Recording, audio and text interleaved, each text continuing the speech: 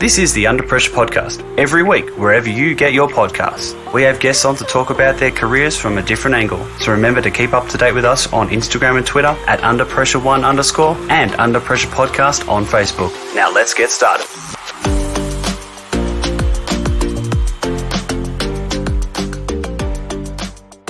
Hello and welcome back to the Under Pressure Podcast, brought to you by the Inner Sanctum. You can find all the Inner Sanctum stuff on all social media platforms, and you can read all the magnificent stuff that we do at theinnersanctum.com.au. Now, to today's show, our guest played 200 games and played for both Melbourne and Collingwood, kicking 94 goals in that time. In the year 2000, he had a stellar season and won the Brownlow Medal, as well as the Keith Bluey Truscott Medal, which was adjudged the best and fairest of the Melbourne Football Club for that year. Shane Woewodin, welcome to the Under Pressure Podcast, mate. Jake, thanks for having me. Great to be with you. No, thank you so much for joining me. What are you doing with yourself at the moment? Yeah, back in Western Australia. I've been back a couple of times post-career, moved back to Perth, be around family, continue my footy career in the later stages, back with the Waffle, and then spent 5 years here, then got into coaching, went to Brisbane for 6 years, spent some time with the Brisbane Lions in that time, and then sort of soft cap came in, went to move clubs, tried to get back to Victoria, didn't eventuate.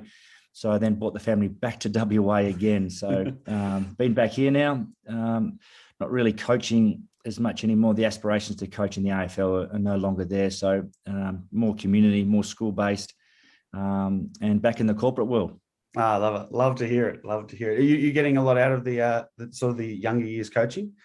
Yeah, absolutely. Yeah. And I haven't been through the system, and having been aspiring to try be an AFL player at that age, know what those kids are going through. So to develop young men really, and spend some time with them and try get some quality coaching across and let them achieve their goals. And yeah, and they're a committed bunch too. So that's all more for the ease of that level too. When they're it takes precedence for them. They're committed.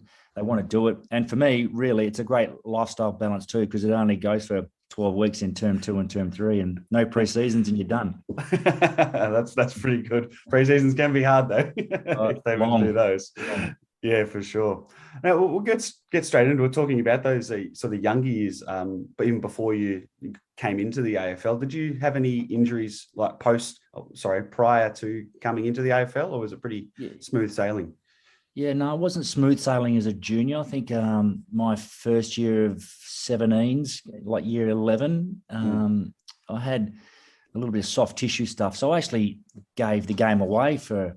I was, trying to give the game for about 12 months, and then the lure of it came back to me once I felt like I was healthy again. Yeah. I missed the draft of 94, my top end Colts year. So that was okay. But the 95, 96 years, I've suffered 2 metatarsal stress fractures. Oh, okay. Yeah. So both seasons so I missed the second and third years of draft. And I felt like, 8 weeks, really, you miss 8 weeks of the season, but you're missing probably 12 with regards to trying to get yourself back into form, back healthy, fit again. So my 2 19, 20-year-old years were, again, I thought ridiculed at the time by injury, where I'd missed consecutive weeks. So 2 metatarsal stress fractures in the feet weren't helping me at all. So I did feel like that had affected my late teens and trying to get on an AFL list. And that was pretty difficult to take, knowing the fact that you're missing footy and scouts are watching and your opportunity slipping away. Yeah, it's not, obviously not a great time. You want to get into that system, and then having all these sort of niggling things that are always just holding you back is not what you want, and probably not what AFL clubs want to see either. No, not ideal. You're not showcasing yourself. You're not putting your best foot forward. Limited preparation, the mental challenges of lonely rehab, and not being experienced at it too. When you're a young man and in a waffle system. It's not ideal, and trying to deal with the demons of trying to get yourself back on the paddock again. That's exactly right. Did some of the clubs sort of have hesitancy towards picking you up when you finally did get into the AFL system, or were they all right with sort of how you've dealt with the injuries and whatnot? Well, I didn't expect to be drafted as an 18-year-old in my top end of Colts, my draft year. I put my name in there, but I had no expectations really. I thought I'm going to have a really crack as a 19-year-old, and then the injury came, and then I just probably obviously wasn't good enough as an 18, 19-year-old, and then you try to do it again and you miss out at 20 for a national draft. And again, limited. Had senior experience now in those 2 years, but just probably not enough. And physically, maturity-wise, who knows? You never knew the reasons as to why you weren't picked up, but you just had to keep plugging away and drawing on what you'd learnt over those previous 2 to 3 years, and but then keep working and grinding and continue to build on the craft and trying to get there. You felt like you were good enough. You knew you were good enough. It's just whether or not the opportunity was going to present itself. That's it. Now, I guess at such a young age, you can sort of, what's the word? You can sort of build something from that. And I know it's obviously not ideal to have injuries early on in your career, but so you can sort of learn from these things and sort of take them with you into the game, I think. And I feel like that's what I've done as well with mine. I feel like you can learn so much as a young guy and then sort of take it forward, because you don't usually sort of experience those injuries early on in your career. Yeah, that 95 year when I had my first stress fracture, didn't know how to really rehab it. Wasn't sure. And I had great help around me. So the program that I was given at East Brownlow, who was a very professional football club back then as a waffle organisation, but my first time being injured and what it took. But when I came back from that injury, I felt I wasn't prepared to tackle the training schedule again or the games. So I learned a lot in the second year around, where how to rehab it and what to do, but the intensity had to go another level. Like when you're stuck in a pool and you're water running, you can't be on the ground. You learn how to, well, I wasn't fit enough when I came back last time. So things to improve on and where to take your rehab was essential. So I learned big learnings going to my second one. Oh, no doubt about it. And you do learn from all those different things prior as well. So absolutely. How were you as a rehabber, sort of as a young guy, I should ask? Were you very good, very driven? Yeah, driven, absolutely, because you want to get back as quick as you can. Being your first time too, really. It's the first real injury you ever had as a 19-year-old. But second one, definitely, because, again, the experience of the first one put me in good stead for the second one. And sometimes you can have help, obviously, with rehab partners, but sometimes it can be a lonely space as well. Because I've always felt training with someone always drives you. Training by yourself is never an issue, but I think the ability for someone to help and continue to drive and push you makes a big difference. So whether that's on the track or in the pool or in the gym, it's always good fun training with someone. So, but it can be a lonely place at times too. So, little voices in the head and pop on the shoulder don't really want you to go that hard. But I felt my second one was, although disappointing, and again, missed opportunity where I missed 8 weeks, but I always felt that it made me stronger having been through it already before. Yeah, definitely. And they do. And I mean, obviously we've said you don't experience it, but it can be good moving forward, I guess, in those terms. Yeah. Take us to the first couple of years you're at the Dees, and when you experienced your first injury in the AFL system, and sort of what was it like inside the inner sanctum, as it were, to do your rehab, and did you confide in anyone or anything like that? Yeah, I was very fortunate in my career with injuries. I had a couple. My second season in '98, I had my third stress fracture in my feet, but this one's in my navicular, which is your major bone in your foot. And I felt that the first time in round 10, which is not ideal in your second season of AFL footy, but I got through it. I ended up playing every game again that year as well. So with that one, and I still don't know how it all eventuated, and the medical people at the club still didn't either, is that stress fracture. But when I trained and played and when I got warm, it was okay. It's when I cooled down. So I collapsed every morning getting out of bed when I put weight on my foot, but had a modified program, and I was able to get through the season and then play the last 10 weeks with a stress fracture in my navicular. And after the 98 prelim, I had surgery and had 2 screws inserted into my foot. So, so moon boot bound overseas, and had a limited preparation in readiness for the start of the preseason. But that was I was really fortunate. I don't know how that eventuated and how I got through another 12 games of footy, but it happened. But having had 2 seasons prior, having dealt with stress fractures, although this one was a lot different because it was a major bone in my body. Yeah, correct. But I learned how to be patient with this one, and having full-time medical people around you, it's obviously a lot easier. Yeah. And having the high performance people build your program in readiness and full time, and that's obviously the biggest advantage of being an AFL elite system is you're a full time athlete. So the time to prepare your body and get it right in rehab and doing it full time with treatment daily makes the process a lot easier. Oh, definitely. Obviously, yeah. So much around you to use, and because obviously you're your money maker essentially. So you work on yourself absolutely to get yourself into it. In that season, I did want to ask, was it a joint decision in sort of you playing the rest of that season, or was it like the doctors was like, yeah, you can get through the rest of the year. We'll just have to monitor and whatnot. Or I know you probably wanted to play being so young at that time. Yeah, it's. I wanted to continue playing and just see how far I can go with it.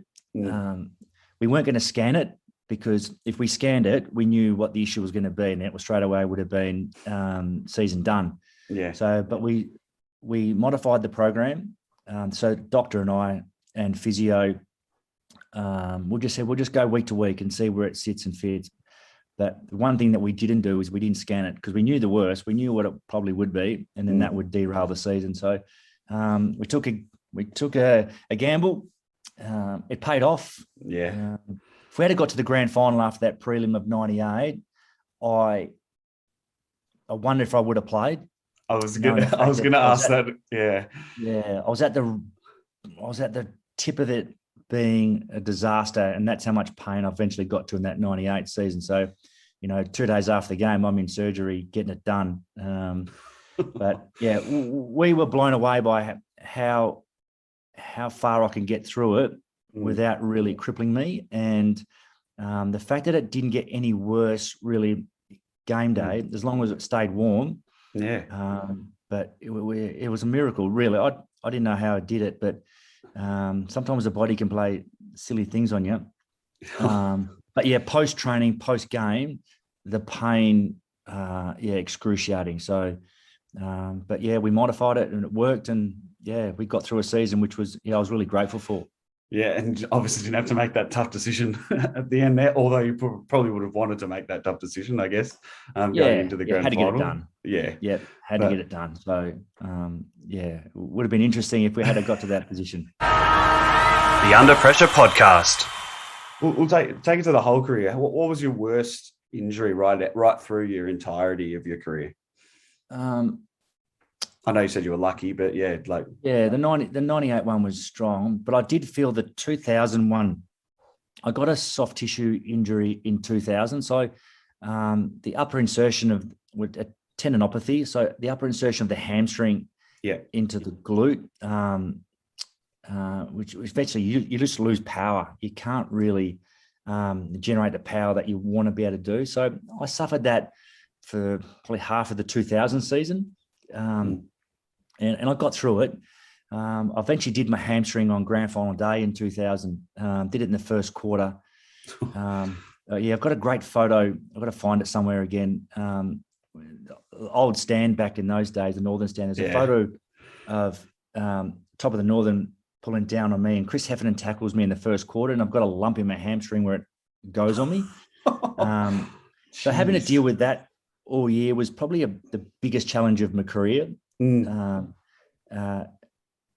Week to week in season, trying to get yourself up for game day, and it worked. I was very fortunate and blessed again with a great medical team, and again modified a little bit of the season. But it's probably more a mental challenge, really, because I knew physically I'd get through it, and I didn't feel like it was going to ping on me. But it's just aggravating the injury, and it just I think it takes it way more mental for you. For sure. So I finished the season. We were able to get away. I thought a little bit of rest might do it, and we consulted as a medical team, myself, the coaching staff, and I went to Ireland in 2000. After that, for the All Australian series, so I thought, I've had a rest; it'll be good. It resurfaced again over in Ireland, which was really frustrating. I was able to get through that, but then I thought it'd be good just to have a break before pre-season. I'll be right again. But my whole of leading up to Christmas of 2000, that pre-season was again hampered with this thing. I could never train. And that's where I probably was starting to struggle a little bit. Yeah, physically, mentally, emotionally, because I'm just not going to be able to prepare for the following year as well as I would have liked. Eventually, the coach at Christmas time intervened and said, "Enough's enough." He intervened over all medical people. I remember the conversation said, "Mate, he's not training over Christmas. He's not weight bearing. He's full rest. No want him training." Because something had to change because nothing was working. I couldn't get rid of this niggle and pain and aggravation, and I just can't train the way I want to train and prepare. So I was bound to a pool and swimming only for weeks on end. Wow! Until I got back into January, and then we just started the slow grind and walk, jog. So that was my biggest one. Really. Following year, I suffered a broken transverse process in my back. So and that was my first injury where I missed games of footy. I only missed 2 weeks, but that was my only injury where I missed my whole career. So as I said earlier, I was very fortunate. Yeah, no, definitely. I mean, you never want to do them, but like at the right time, you should have done them at the right times, I guess, and got through seasons and got through. Yeah, that's amazing. You touched on the mental side before. How were you mentally? I mean, obviously you got so many people and so many things to use, but how were you mentally with getting through the injuries? Yeah, I was fine with the feet. I was fine with the back because bones, I felt they repair. And that's probably just a time frame really on awareness of pain and where you can go and what you can do. So I think the repairing of bones a lot easier. The aggravation with tendons and ligaments, more tendons, muscle, they're the frustrating ones because it depends on how you're feeling in your awareness. It could be 2 weeks, it could be 6, it could be in 3 months. You just never know. So they were the frustrating ones for me, and that's where my hamstring one was. It killed me really. Frustrating, anger, can't do what you want to do, and it's more the why and how is this happening? Why can't it repair itself? So you try different things, you work on different things, you get so many angles of advice, theories, what it is, but in the day, like if it's not working, that's the stuff and then you just try and go from box to box to box and different alternative methods and nothing works. So and not being able to do what you want to do in your job. Yeah, that was the more frustrating thing for me. And being only 24 and still young, and it's probably your first serious injury. Yeah, frustrating. Yeah, no, for sure. It is a process, as you said, and it just when you're sort of stuck at one area, it's like, when can I just move to the next one? Like it becomes aggravating, and as you said, it's just it can get difficult. But and then you touched on having someone there to train with can always help as well. Because it affects your day-to-day living as well. Yeah, it's not exactly. necessarily just your sporting life and your job. It's what you do day to day. So if you find sitting down for dinner or sitting on the couch painful, it starts to detract away from, your lifestyle and how you get yourself through it. So, painful memories. That's it. We sort of talked about sort of having people to sort of train with and whatnot. Did you have people that you did train with, or guys that you can sort of confided into and took things from them when they did their rehab or anything like that? Just sort of little niches that you took from them? Yeah, absolutely. I think when you're, as I said earlier, it can be a lonely place, rehab, because you train away from the main group all the time. In an elite system, different times you could be in and away from the main playing group. And even when you're sometimes doing rehab, even though you're still, with yourself or a smaller group, and watching the others train full time, that can really detract away as well, because you want to be there, but you can't do it. But it's a process. But having people in the same rehab group, although different injuries and different timeframes of when to return, you can draw on it because you're in it together. So it doesn't matter if you're 6 weeks away and he's 10 weeks away. That support and just being there and working your way through it, whether it's just communication wise or having a coffee after it together and just grinding your way through it. The support's critical, really, really important. Doing rehab alone is not the answer. So just about to lean on each other and just help each other through it, and just having that positive conversation to be able to, when we're back, we're back. So I think that's the biggest thing I learned, particularly after that 98 one, is just being patient. Yeah. Be really patient. You're going to get back when that time is. Don't try and rush it. I remember 98. My navicular was the same as James Hurd. He had navicular in Essendon, and he did it twice. We had both had the same surgeon, Julian Fellow, who did a great job on our injuries. And whether or not Hurdy came back a little bit earlier or rushed it, there was scenes of James Hurd on the bench in 99, really emotional. I think it was 99 he did his, in tears on the bench, knowing he'd heard it again. And I was always the opinion, just don't rush it. When the time is time, and you come back, you come back. So being patient through injuries, although hard, we're always in a rush. Let it heal properly. And when you are back, you are back. And I think that's the support of that high performance team and the professionals in taking their guidance. Really, really important information. Oh, exactly. And you obviously don't want to take any time later on in your career, because if you come back, you're coming back early and then you do it again, like the process starts again, and you've gone, should have waited another 2-3 weeks and I would have been fully fit and that would have been all good. So definitely. Yeah. Think of that end goal and then work towards it. And then it feels even better when you get to that moment for sure, when you play for the first time again. Just wanted to touch on the actual different styles of the areas that you sort of did your rehab in. Obviously you played for the Dees, and then you played for the Magpies later on in your career. What were the different areas like that you got to train in? Were they similar, or were they fairly different in sort of where you did your rehab, is what I sort of mean? Yeah, they're similar because you do a lot of it on the deck and outside. In terms of facility, initially both very similar.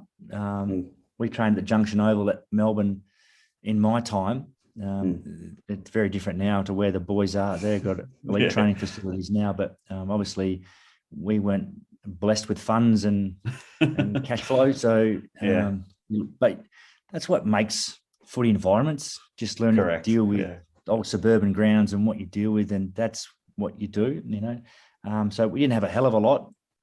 So it was probably the difficult thing with Melbourne at the time is just having to drive for a different venue, whether it was a pool at MSAC in around Albert Park, although it's only 5 minutes away, you still got to get in your car. Gym facility not great, can be very crowded at times. So you're always jumping from facility to facility to rehab yourself. Probably pretty similar when I first got to Collingwood, because we're at Vic Park, again, old suburban ground. That's right. Not much, bit more room, but very old, old. We probably had more equipment. The big turning point is when you get to the Lexus Centre. I think 18 months into my career, which is now, I think it's changed names a few times, but I wouldn't know the name now. And then you go from chalk to cheese. The Lexus Centre was the first probably big first class facility in the AFL, and we were blessed as a playing group, and where everything there is at your fingertips. You can only move to a room. You don't have to go anywhere. You don't get in your car. You got your pool. You got your gym. You got your high performance area. You got your hyperbaric chambers. So time, was the big thing there.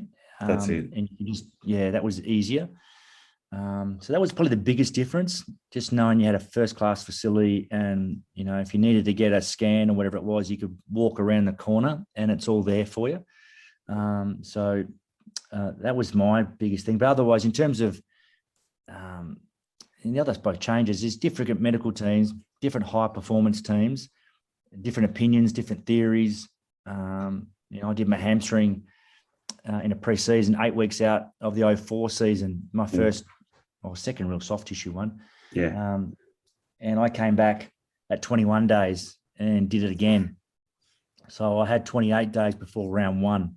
So I said, I'm taking the 28 days next time. And I got back up for round one without a pre-season game. But again, that different program in that second 4 week block, we did things differently, and we just made sure we ticked boxes at the final 2 weeks to make sure I was ready, which we probably didn't tick in the first time. So again, different methods, different ways of doing things, different ideas. It was fascinating having to hear and speak to different people as to how you rehab different injuries. Yeah. Did you find it very different? Obviously, there's different medical people at Melbourne and different medical people at Collingwood. Were they all sort of a little different, or were they just doctors are pretty much doctors? Or pretty much. Probably where AFL footy was at the time. I'm not sure where it's at now. It'd be interesting to be able to go in and sit as a fly on a wall and listen to how these medical and high performance teams communicate and what they do.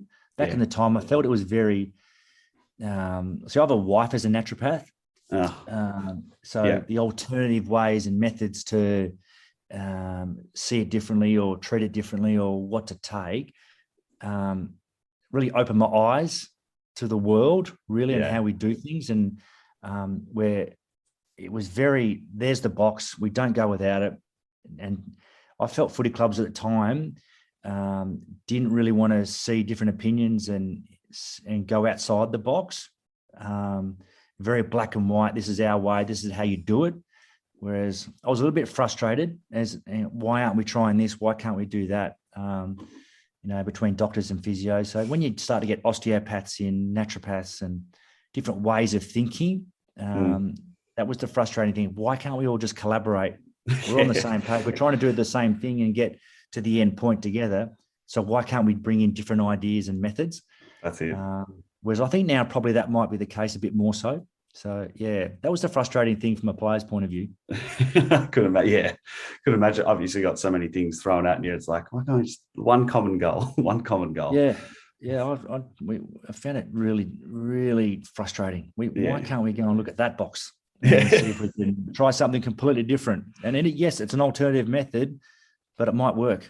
Yeah, well, exactly right. And I think they do it a little bit more often than they probably did back in the day. I reckon there's so many options for these guys. Traveling, calf's blood, injections in Europe. Yeah, so many different, and that's great. Looking outside the box and how do we do things differently, different specialists who are gurus in their areas. This is the Under Pressure podcast, available wherever you get your podcasts. Taking a turn to sort of other players when you were playing, what was the worst injury you sort of saw maybe when you were on field? Do you sort of have any, or the first one that sort of comes to mind that you remember another player doing, whether it be from one of your clubs or another team that you were playing against at that certain point, and just how they looked and how you felt in that time as well? Yeah, I think, in my time, the old knees are the big one, aren't they? Because for your teammate, it's not like a 6-week thing. We'll see you back. Season's done. Yeah. Whether it's the start of the year, middle of the year, you got 12 months away. That's it. So they were the big ones. Like I had teammates, David Schwartz, who went through 3. And when he was at his powers, and I wasn't there early, but 94 when he's at his super best, there was talk around town then, and I wasn't in the system then, but there was talk around town he was better than Wayne Carey at that stage, and then he goes and does 3. But yeah, the grind and the mental aptitude to be able to work back from 3 and get back on the park again and play again good footy, they're inspiring stories. And I'll never give up, because they just want to continue to play. Tark and Lockyer in 03 did one at Collingwood. And they're important players, they're leaders, and they're important cogs to your system and your group. And that one was the first one I thought with Tarks at Collingwood, where he really trained by himself. He didn't want to be really around the group. He found that difficult, I think. That's how he felt. And he trained very early in the mornings, away from the main group, went about, did his thing, and then came back and become a really good player again after missing 12 months. But I think that's the biggest challenge for playing groups, when you're good mates, they're an important part of your system, but you lose them for 12 months. And it's a big fight. So that's when you've got to really wrap your arms around these boys and try and support them in every way you possibly can, because it's a long haul back. It certainly is. And I mean, everyone takes it sort of a different road. And obviously, David Schwartz would have done it early on, and it would have been a lot different. That's the way Tark and Lockyer sort of had to deal with it 10 years sort of later. So, and then obviously he did it a different way in just wanting to be on his own, I guess, each to their own and whatnot. But yeah, it's going to be a hard road for sure. You just give them the support, as you mentioned earlier on. Support's a big thing, even from family, but from your teammates as well, can be huge as well. Yeah, definitely. So you work with some young people in your coaching and whatnot. What sort of piece of advice you might give them, or even other players about to get drafted into the AFL, about like maybe what they need to do to get themselves prepared and different things like that? Yeah, we're going through it now with a couple of young boys who are injured and working their way, and they're in state systems as well. So not only they're playing school footy, but they're at waffle clubs. They're in the state system. So it's really interesting sitting back, and because they're getting different advice, because they're in so many systems and groups, different coaches, different parts of advice, different ways of thinking, getting so much information at the same time. Yeah. And can be very overwhelming, I think, for young 16, 17, 18-year-old boys who are getting all this information, advice as to what to do. But certainly there's got to be a control point and a top end point and a really first port of call, which I think some don't have, some do. But in terms of injuries and these young boys, my biggest advice for these kids has always been about patience. Stick to the program, nothing more, nothing less. Because I remember when I'm at that age, all you want to do is do more. Sure. go above the program, do extras. Extras I've always found you had to be doing, but more so as a craft point of view and building on your game as extras. When you start going outside the train lines with regards to more loading with extra running, doing road running above your program, that's when you hit the big hurdles. And we're finding that now with a couple of young boys. The less supervised work when they're away from their footy programs, extras, and they're doing 5-10K runs on concrete and coming back and going, well, now they're starting all this groin stuff, back stuff. They're all starting to compound. Yeah. And then they start missing pre-season games, and they'll miss the first weeks of the season because of they now put themselves back. So the biggest advice I've been is stick to the program, stick to the guys who are the professionals because that's their job. They're the qualified ones, and teaching young kids that because they're hungry, they want to do it, and they want to do the work. But again, there's that patience side of things of learning just to stick to your program and stick to the course. And when you're ready, you'll be ready. That's it. Patience, I think, is the biggest word you can take out of any sort of injury. I think that's the biggest word that you can have. Having that up written somewhere, just looking at that and just giving yourself, all right, I've got time. I can do this. No rush. Yeah, exactly. And no rush. That's the biggest thing. I think even local sport and like just patience is key. And and in life as well, really, patience can be key at points as well, which is and that's great. But also don't take shortcuts in the program. The program's there for a reason, because it'll extend the time you're out, but it also might bring your rehab forward.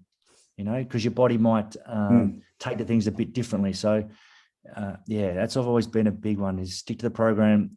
What will be, and when the time is time, you'll be ready to go. Yeah, no, definitely. Staying on the sort of the coaching side of things, what sort of got you into wanting to coach in general? Like even when you did it in the AFL and doing it at the moment, what sort of drove you to become a coach? Well, when I finished playing, I probably didn't have any real ambitions to coach. Because you want to play for as long as you possibly can. The game we love, we've grown up on it, I've done it for as long as we can. So when I retired, and I was in the corporate world already because I needed to find a pathway outside of footy so I can, what's the next 40 years look like for me? I'm 31 years of age, I'm done. What does it look like? So I went to the corporate world, and then it was probably 2 years off and on, and it just wasn't for me. I missed the game a little bit. So how can I impact the game, share my knowledge and pass on my experiences but stay in the game for a lot longer? So that's when I'm drifted into coaching and, went and did necessary conferences and courses and of course, get my levels up and fast track myself. So, and my first interview for a job, and I didn't expect to get it. It was just the process and let's go through it from an experience point of view. And but the best advice I got from Mick Malthouse when I finished was when I went and asked him about coaching is go and coach your own club first. Don't be an assistant. Go and learn and go and coach your own team. Okay, so so I retired at East Fremantle in end of 2007. That position become available end of that year. The club sacked the coach.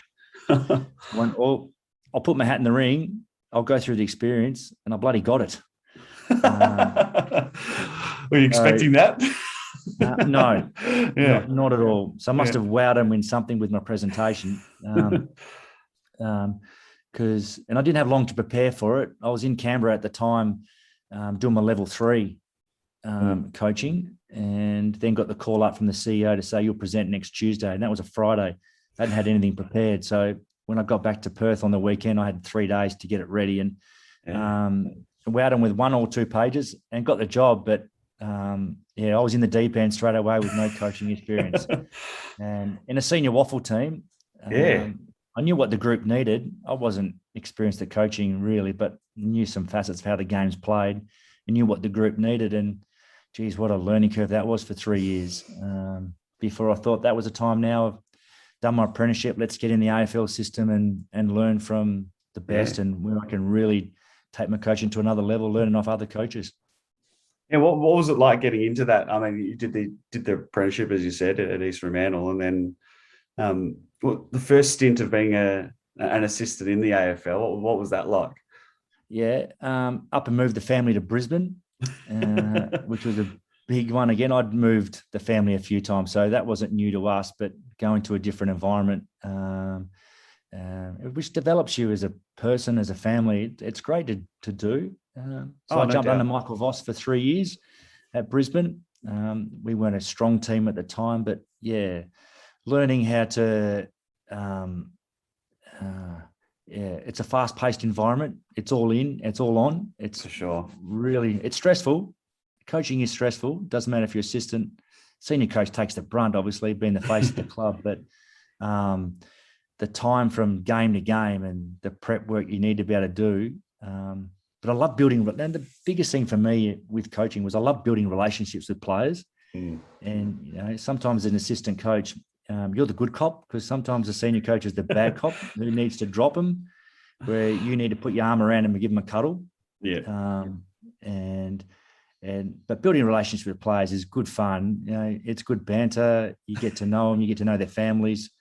And I love seeing young guys develop and become the players they want to become, having you been through the system. So I remember when I first got to Brisbane, I got Daniel Rich, Tom Rockcliffe, Jack Redden, Matty Leuenberger, Pierce Hanley. They're all 20 games into their careers. Yeah. And then you see them 6 years later and they're at 120 games, and you see them progress and develop and become the player they want to become. That's really enthralling, and that's real satisfaction.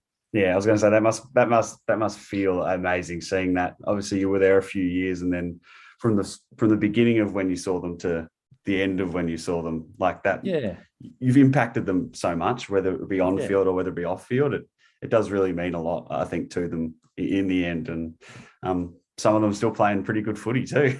Yeah, and that's right. If you can impact that, 5%, and whether or not that's on field or it's the off-field stuff, and they become the men that they want to become as well for their lives. And you're on that journey with them. And sometimes it can only be 3 years. Sometimes it can be 10 or 12. And, and when you're building those relationships and to connect now, and even though you've left the club or players have left the club, to be able to touch base or send them a message. I touched base with Daniel Rich the other day. He's 250 games now into his career. Yeah. Phenomenal. I messaged Steph Martin yesterday for 200. Just little impacts you've had along the journey, and you've crossed paths, and they're the relationship you build and you have forever. That's it. And yeah, as you said, whether it be for a short or a long period of time, those relationships are amazing to have, and you'll have them forever, which is good. You can always shoot a text, have a call, and do whatever. It's a great place, the AFL, to sort of build those relationships. Yeah, it's good fun. Yeah, definitely. Speaking of the AFL, do you find yourself watching much footy, or are you more into the coaching side of things? I'm not much of a. When I do watch the footy, I watch it sometimes more from a strategy point of view, and that's the coach in you now. Even though I'm pulling away from the game and the coaching side of things, and not having, but I still have to follow the trends and how the game's played, and what players do, and listening really intently to coaches. And I'm not probably touching base with more senior coaches anymore, or assistant coaches of how the game. So I've got to continue to learn and develop and bring that to the fore, even though I'm coaching young men now. So I can watch it for an enjoyment point of view, but I'm also watching it from a strategy and tactical point of view, and statistical driven, and how the numbers are, and listen to the footy shows and what they're doing. And I'm a footy head. There's no doubt about it. My wife can attest to that. Love it. I watch too much footy, but I think when it's in you, it's in you. You can't get away. You can't escape it. You just got to learn to have that downtime when the season's finished. For sure, that's it. Family time in the off season, no doubt. Yeah. I do have to ask: how were you excited for the Dees last season in finally cracking that the drought? Absolutely. Yeah, absolutely. I worked for ABC Radio, so I was rostered to do the grand final last year. But having your team in there and in your home state in the ground, I rang the boss and said, "Mate, I'm not doing this one. I'm going to sit back and watch it as a punter and enjoy the experience and just watch them." Again, still watching it from a tactical point of view, what they're doing, but just embracing the time and the moment, having been a past player and still feel part of it. So we'd lost one, 22 years ago now. But to see this group come through what they've done over the journey of the last, 6 or 7 years and where they've been and to transform the club.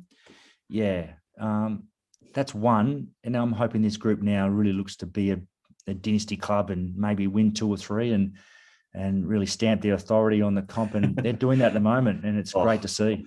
They certainly are. They're going to be one for the ages. One of those dynasty teams, as you said. Yeah, we hope so. For sure. And I find it's amazing how so many players, past players, can sort of feel the success from the flag last year as well. That's what I really love about it. I think bringing on, because it's been such a long time, having past players be so invested in the club and it still matters to them and wanting the club to do well. And I think that's an amazing part of it all. And absolutely, Jake. Yeah, it's important because it still means something to them. It's been part of their lives, and we're very fortunate at Melbourne that we have a really, really connected, close past players group. Amazing, and that's been well documented that Rod Grinch has driven that as the chairman for a very long time now, and he is a passionate Dees man, and it means a bit to him. So how he's been able to really drive and connect all past players, and that doesn't matter if you've played 300 AFL games, been part of the under-19s in 1990s, you're still a Melbourne person, and you're a past player. So our WhatsApp groups, they go off all the time, and that's the club, and that's where it's driven, and they're all part of that. And for the club to be able to embrace that group and bring them along with the journey, that's been pretty special too. And I think they've really taken that on board, and the playing group too have loved it and embraced we're one club. That's such a wonderful initiative. That I've heard it before, and it's absolutely great bringing back all the guys. And obviously, as you said, it doesn't matter who it is or how many games or whatever. You're all part of that Melbourne Football Club family. So it is an amazing thing that they do down there. To finish off, I like to do a bit of a draft, bit of a lighthearted segment to finish. And I thought we'd do greatest sporting moments that we wish we could have attended. Could be anything. Could be from Australia. Could be overseas, whether you're into American sports or golf or anything like that. I thought we'd go back and forth and select our five top places we wish we were at. Would you like to kick things off, or would you like me to kick things off? I'll go. Go. Kick things off for us. This is the Under Pressure Draft. 97 Tiger Woods US Masters victory when he wins it by 12. I'm a big golf fan, and my bucket list items to be at Augusta and play on Augusta. And I love my golf. So, I think we've watched a generational type player no doubt, over a long period of time. Although he's come to a halt at, I think, 15 now majors, but any Masters victory. Adam Scott's one, but Tiger Woods of 97 would have been great to be at. That's it. You can't go past the goat of golf. That's for sure. That was great. Look, I'm a big cricket man, so I wish I was at. I don't know. I probably wasn't even. I was born the same year. It was the Shane Woewodin ball of the century, first ball of the Ashes. His first ball at the Ashes. I can't get enough of it. Watching that delivery is even just going for that one ball would make the whole day or make the whole series and different things like that. So, to look at the bewildered face of the batsman after, it was like, don't know what I did then, but There's only ever one Shane Woewodin. isn't there? There's no doubt about it. Yeah, he's the greatest of all time. No question at all. Another one for me would have been the three-peat of the first Chicago Bulls. Oh, yeah.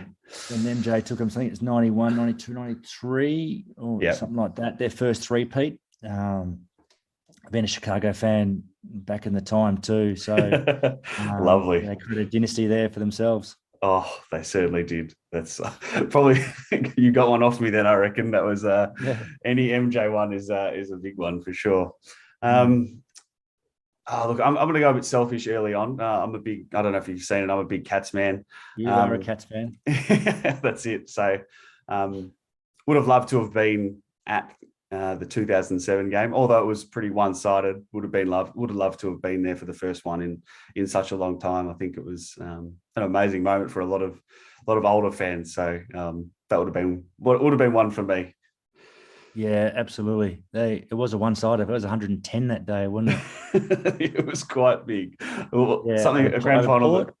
Yeah, that's the one. That's the one. I still chuck it on every now and then.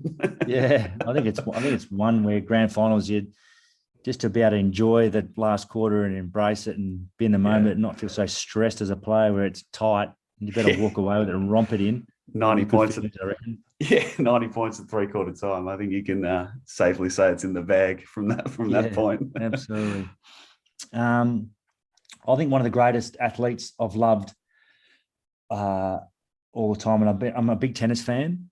I love it. Yeah, is Roger Federer at his peak for me, and he's my favourite tennis player. Always has been. I think just the way he goes about a court, but any one of his Wimbledon's titles. I know he's won a few, but I've loved the grace and how he has perfected the game, and really on any surface. But any one of Roger's majors, 20 majors, but one of his Wimbledon's on grass would have been great to be part of the All England club and be there. And I think it's for me, it's the biggest major on the circuit. Oh, 100%. Yeah, no doubt about it.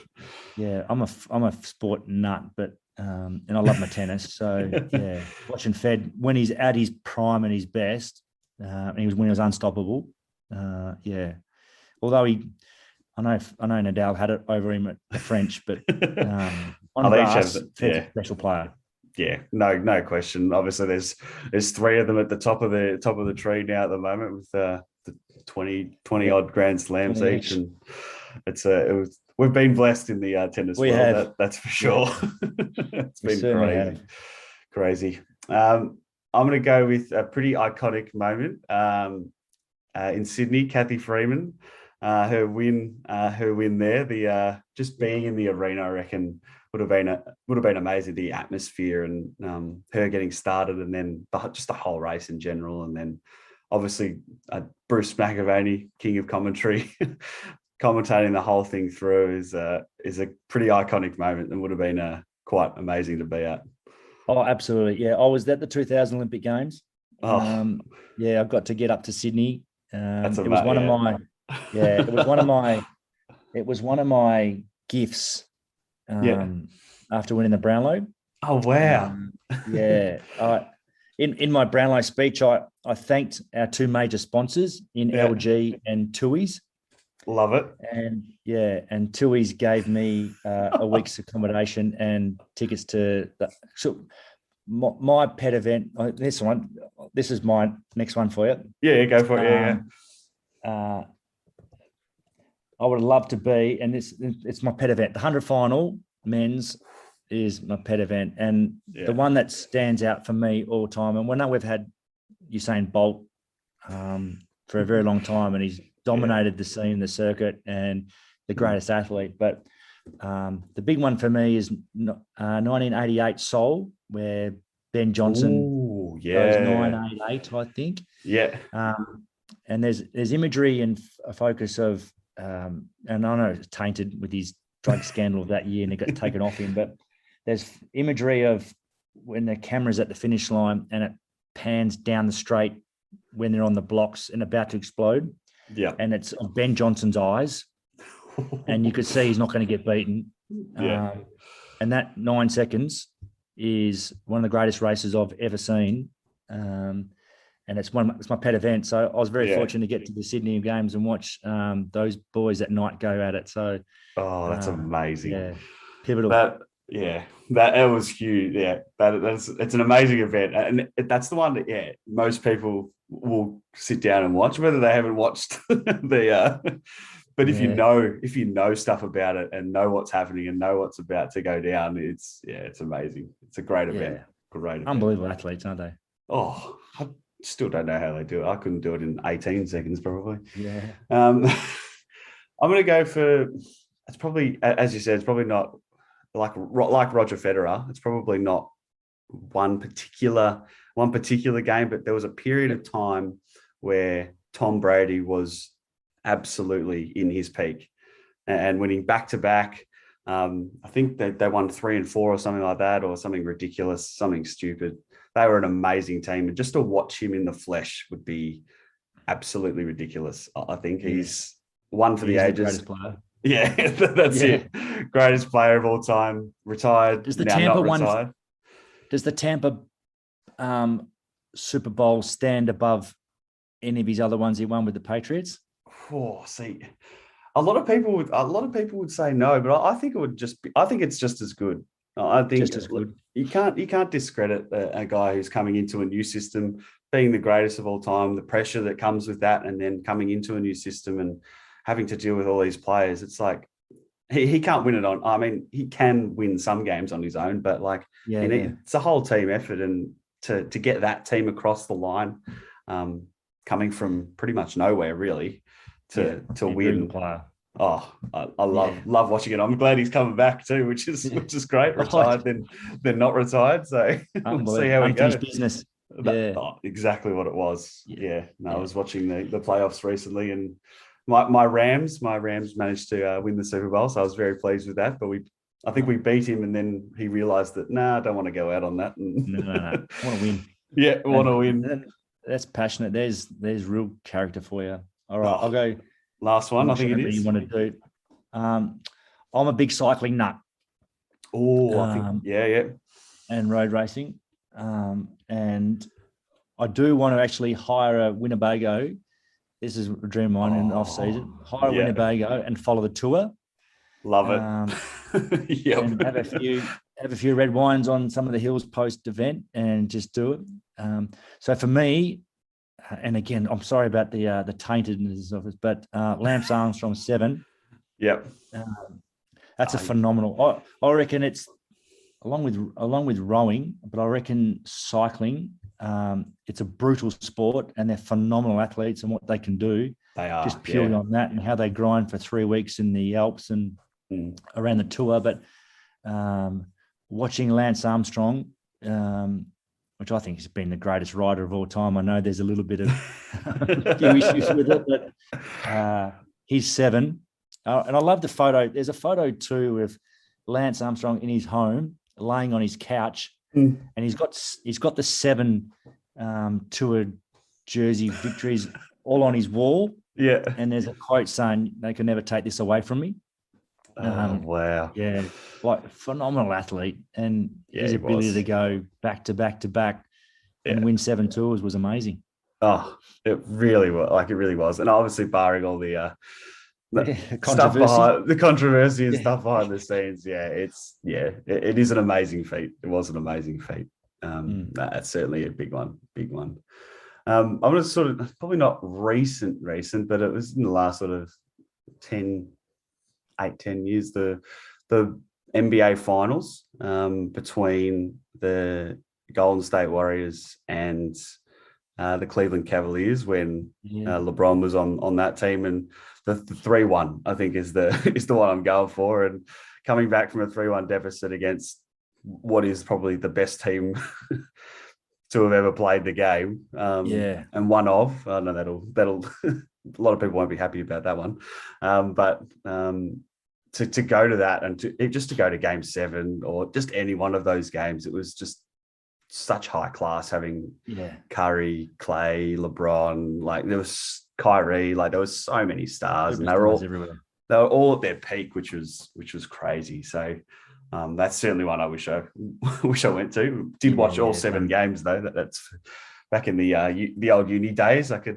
do that, but not so much anymore. Not so much anymore. But there's some good players around, aren't there? Oh, absolute studs and stars, no doubt about it. But that's just about it, mate. Thanks so much for coming on and having a chat and giving all your insight into your career and coaching and whatnot. So yeah, really appreciate your time, mate, and hope all is well and hope all stays well. No, thanks very much, Jake. Thanks for having me on, mate. It's been a great chat. No worries. Look forward to another time. Thanks so much. Thanks, mate. The Under Pressure Podcast, available wherever you get your podcasts. Remember to subscribe and share it with all your friends and family. And while you're at it, give us a follow on Instagram and Twitter at underpressure1_ and Under Pressure Podcast on Facebook. And we'll see you on the next.